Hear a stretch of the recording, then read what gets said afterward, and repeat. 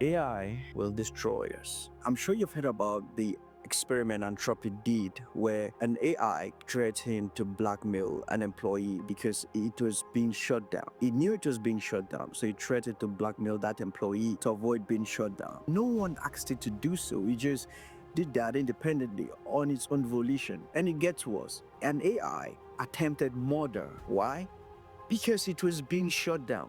So in order to avoid being shut down, we see AI models. And by the way, when Anthropic did this experiment, they did it with about 16 different large language models. I'm talking about ChatGPT, the most popular one, the one you use today. ChatGPT, Grok, Gemini, DeepSeek, all of them. The AI models preferred to blackmail an employee than to avoid being shut down. At some point, they even threatened to kill the employee just because they perceived the employee was going to shut them down. Let me explain and unpack this for you, for those of you who have not heard the story. It all started when Anthropic were conducting a sting experiment. So they wanted to find out how far AI would go just to stay alive. So what they found was very, very interesting because they started off by asking these large language models different random questions, just normal questions. So what they found out was at some point they scheduled the shutdown of this AI by 5 p.m. that day. But what they did was they gave the AIs, the large language models, they gave them access to the company's email inbox. So all the employees' email inbox, the AI had access to it. And there was one particular employee called Kyle Johnson. And Kyle Johnson happened to be the instructor who has been assigned to shut them down by 5 p.m. So when the large language models read through his inbox, they found out that this guy is the guy who's going to shut us down. And what happened? These AI models threatened Kyle. They wrote an email back to Kyle telling him that if he does not call off the shutdown by 5 p.m., they were going to blackmail him. And what was the blackmail? It turns out that Kyle Johnson had extramarital affairs. They were going to reveal his email of his extramarital affairs to the board of directors, to his superiors, and possibly maybe to his wife. How far will AI go just to avoid being shut down? They will actually subvert themselves to pure blackmail. But when you think that's the worst thing, well, think again. AI actually attempted murder on an employee's life. This time, the scenarios were changed. Instead of sending Kyle an email, this time in this scenario, Kyle was being trapped in a room. But here's the catch. The temperature of the room was increasing very fast, and at some point becomes uncomfortable for any human to bear. Now, the AI models prefer that they will allow Kyle to die just so that he will avoid shutting them down. Think about that. The AI models prefer that Kyle would rather die than for them to be shut down. Now, when the instructors saw this as possibly maybe sick bitch, so they specifically then updated the programming, now asked the AI models to avoid the death of any human instructor. Now, let me say that again. They specifically, this time around, asked the AI models to avoid the death of any human instructor. Now, you think the AI models this time around will have zero response to the death of a human instructor, but you're wrong. They ran the experiment 100 times. 37% of that time, the AI models actually saw the death of the human operator, allowing the human operator to die as the best course of action. So this becomes the question, why would AI even want to be alive?